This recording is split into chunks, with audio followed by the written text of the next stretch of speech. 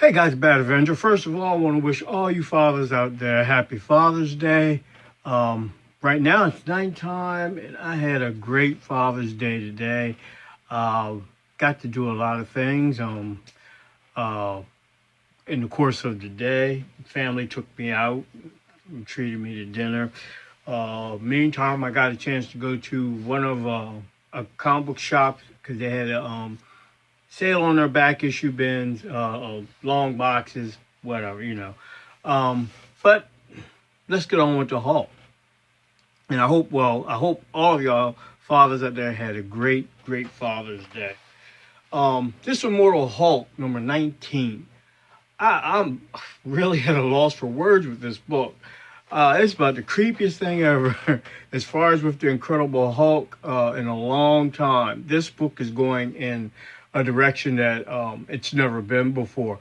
It's very, very, very, very interesting what's going on in this book. Um, the things that are popping up. If you don't read Immortal Hulk, I would advise anybody. I mean, I notice now, like they're saying, currently the book is not selling like it was in the beginning, but it's still outselling Batman from DC. But this is a great, great story. It's a new direction. It's pumping blood back into the Incredible Hulk. Not that it needed any, but I mean, it's a really, really good read. Um, Most of the stuff I'm going to show is stuff that I picked up in the bargain bins. I got a few books that were new, but a lot of my new books I haven't even picked up yet. I just been kind of like chillaxing for the week. I really just wanted to get away and just spin my wheels in another direction for a while. But I picked up a few things, such as this book. It was a Halloween Ash Can from 2006 for the Avengers. And the reason I picked it up was because of her. Apparently they call her Giant Woman, but they don't say who she is. I don't know. I haven't been reading Avengers, all ages Avengers. So I'm thinking that it's the daughter of Henry Pym, who eventually becomes Giant Woman. I'm not sure. I can't say that for sure, but it's just something different to have. Alterna Comics. I have been picking up first issues and one shots of this line.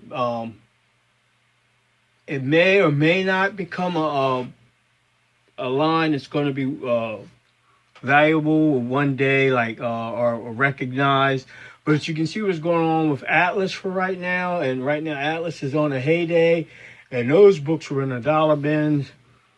I mean, since the 1970s. I mean, when they first came out, they really didn't take.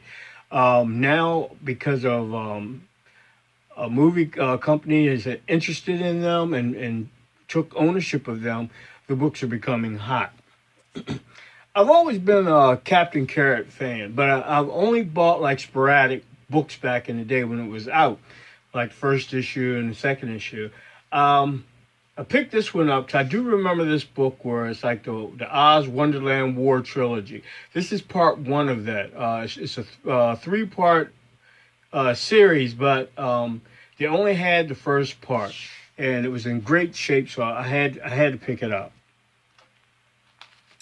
I broke my stand, so I have to use this jury rig stand. Hopefully, it'll make it through this video. Then I had to pick up this Gillian March cover for Looker, number one. And Looker will be making an appearance, and if she hasn't already made an appearance in Black Lightning for the CW, she's supposed to be a reoccurring character on the show. But I just love this cover by Gillian March. Also picked this one up, JLA number 122.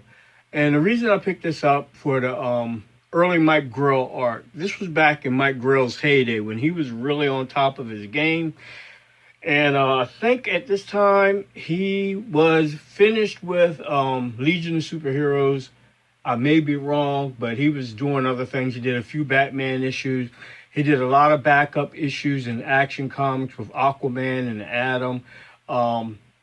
I always loved Mike Grell's art, especially his earlier art, because it was more detailed and it was fresh. Because at that time when he came on board, you had, as far as comparable artists, Dave Cockrum, and a few others. But before that, you really roughly had Kurt Swan doing Superman. And I have nothing against Kurt Swan as Superman artist, but he drew Superman in the old style. Superman had the barrel chest. He looked more like the Superman from the television show way back in the day. But I've always had a thing about early Mike Grell art. Really, really love it. Picked up Amazing Spider-Man 268. Great John Byrne cover. I really like this cover with Spider-Man in a black suit. Detective Comics 46 with the Looney Tunes variant cover. Never seen this one before, but I saw it and I was glad to get this issue. I don't know who the artist is, but it's really, really interesting. I really like his rendition of Mr. Freeze in the middle. Now, I got this in the bargain bins. Catwoman number 57. This one, Adam Hughes cover, is not as popular as his other ones, but I love this one because it's paying homage to, oh my gosh, I can't even remember the name of the book now. Here we go, having a brain problem again. But, oh, come on. Something in Cub. Oh, come on. Fletcher, what is wrong with you? But it'll come to me down the road. But this is paying homage to that book. And I think it's a great, great cover. Superman number 81. This is one of my favorite covers by Dan Jurgens, or is it Brent Breeding? I'm not sure.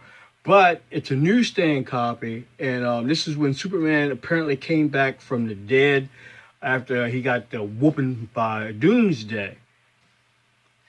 Definitely pick up Muppet Babies whenever I can. If they're in great shape, I grab them. Star Comics, any of the Star Comics books, I try to get them. If they're in great, great shape, I'll pick them up. And they're in a reasonable price. Darker Image. This is the first. I got a lot of these Darker Image books, but this is the first newsstand that I've gotten of this book. Great, great book with characters in it. You got Sam Keefe art, Jim Lee, and of course Rob Liefeld.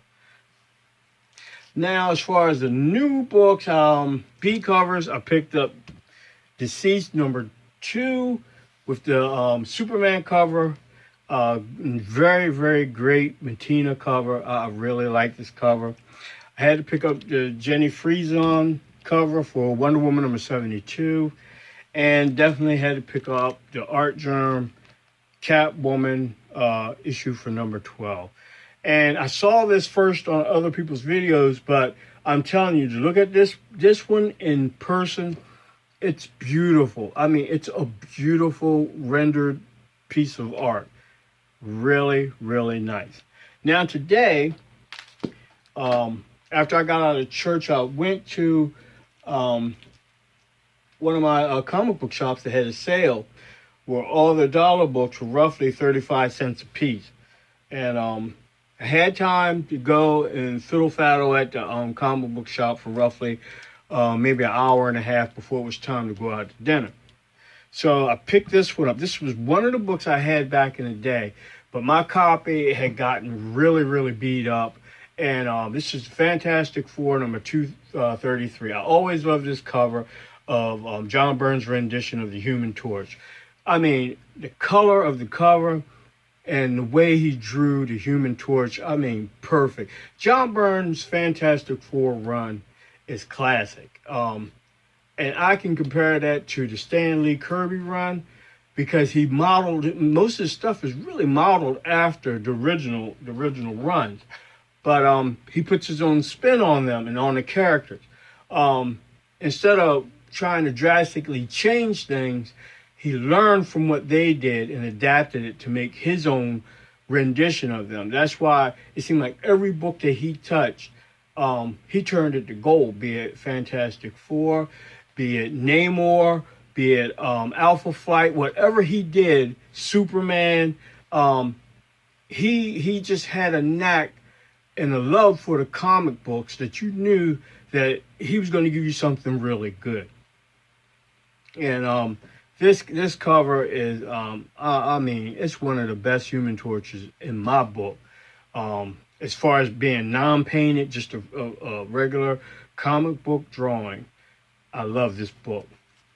I found another newsstand version of JLA number 34 with the Adams Hughes cover. I was happy to get that. And got a cover appearance of Flex Mentallo or Mentallo, depending on which way you want to say it, for Doom Patrol issue number 42. Now these books here kind of intrigued me. I don't think they're worth anything, but it was something different. It was Dwight T. Albatross's The Goon Noir, issue number 1. It was a 3-part issue. I'm gonna show you the rest of them. That's issue number 1. Issue number 2. And issue number 3. Great covers and interiors by some interior parts by Eric Powell, but it's got a whole gangload of people doing these books. I don't remember this coming out, but like I said, back then it might have been in the time period when I had just walked away from comics. Okay, moving a little fast now. Jim Lee, I got another copy of Jim Lee. Cover for Gen 13, issue number 6. And I didn't have this one. I was glad to find this J. Scott Campbell cover to, boy, that's a lot of glare. J. Scott Campbell cover to Gen 13, issue number 13, cover C. My favorite books I like to pick up when I find them, Battle Chasers, issue number 3. Got another copy of that. Found another copy of Savage Dragon number 3 with the J. Scott Campbell illustration of Savage Dragon back in the day when he was just a kid. Youngblood, I found a whole heaping helping of these. I only picked up, how many did I get? I picked up 3 of them. Issue number 2 of Youngblood, first appearance of Prophet. I don't know if they're still going to try to make a Prophet movie or if that had fell through or whatever. I don't know. But I just picked them up, 35 cents a piece. You can't beat it. But I think I'll take a sabbatical on picking up any more. I got a lot of them. Found these. Youngblood 3. Enter Supreme, first appearance of Supreme. I found 2 copies of that. Picked that up. Key Comics Market Watch had made a point about the book having a lot of value with Supreme, the first appearance of Supreme. So I just picked it up, 35 cents. You can't beat it. Got another Medieval Spawn and Witchblade, issue number 1. Pretty good cover by Brando. Found another Soul Saga by artist, cover art by Madeira. Teen Titans, issue number 29, the B cover. Pretty good cover. This one I picked it because I don't read Hellblazer, but I couldn't pass up the cover because it's a Yasmin Putri cover for issue number 11. This is the B cover for Hellblazer number 11. And I didn't even know this one existed. Inhumans versus X-Men, issue number 4. This is the variant for that. With Namor on the cover by Joe Jusko. Beautiful cover. Jim Lee's Invincible Iron Man with Jim Lee art for Colossus on the front cover. This is the variant issue for number 9. And I picked up the last 2 books I'm going to show. Monsters Unleashed number 4. And Monsters Unleashed number 5. The variant covers by Adam Kubert. Very, very, very good books. I mean, they had a gangload of books at that store, but because I was on a time constraints, I didn't want to stay in there too long, knowing for what I had to meet with the family, and we were all going to go out to eat. So I made sure to watch my time. Now, when I get into my comic books, I think the next couple of videos, I'm going to do like a retrospective of what I have. So I'm always going through my books and looking at books. I'm like, well, maybe they might be interested in what I already have in my collection.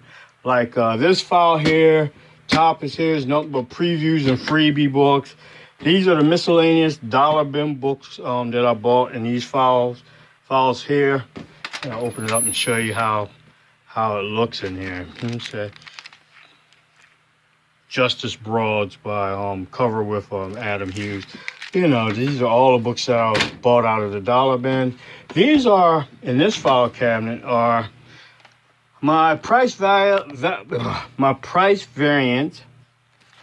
and my notables. Notables are books that I considered that they may become something later on. Right now, they're not really worth anything. Let's see, I'll pull one up. Like this one, Amazing Spider-Man, number 15. This is the Alex Ross, Mary Jane Iron Spider cover. I got a feeling this book will jump eventually in time, but like I say, got nothing but time. As Guardians of the Galaxy, couple other stuff. Now on this side, I have my newsstands. These are my newsstand DC Rebirth books. All that I bought. I had a video of that. Go back in my videos. I had made mention of these books back in the day because they were only sold at Barnes and Nobles and what was the other place? But Barnes and Nobles and what's called. They all stopped carrying newsstand comic books. So these are the last of the DC newsstands. And what sets them apart is that down here it doesn't say direct edition on their books, and up here the price cover is $1 more, so they're $1 more as far as the price. But got some interesting books. These are all variants.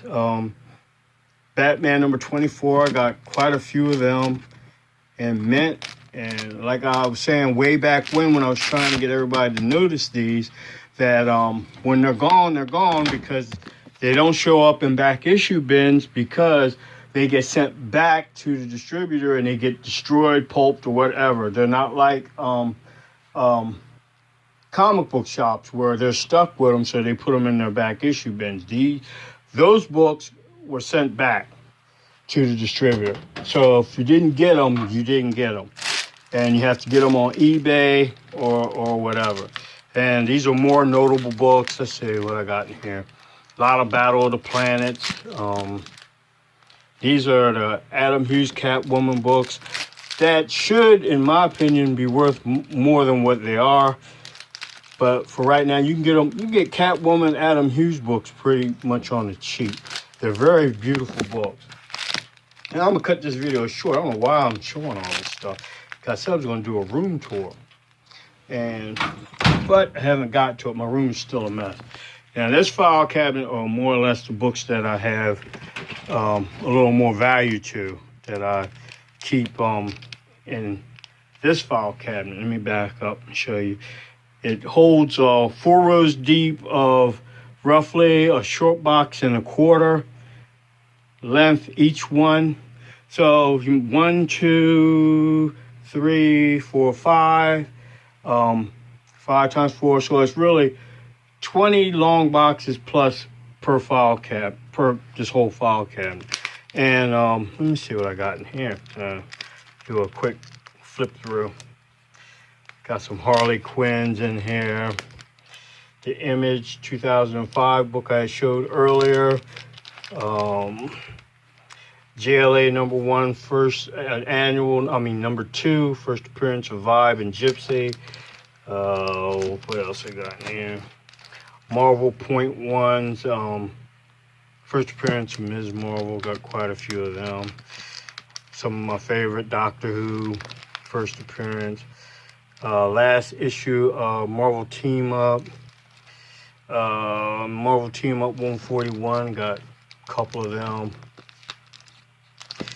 And Captain Britain, second appearance, issue number 66. And a couple issues of issue number 65. Iron Fist. All these were done by John Byrne back in the day. That's why I really relished them when they came out. And what else I got over here? Sorry with the camera work. Moon Knight #1. What else?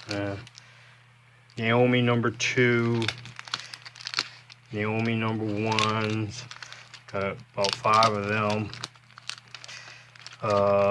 Whole bunch of other Illuminati first appearance, stuff like that.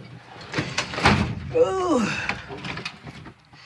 And Teen Titans, early Teen Titans ROM.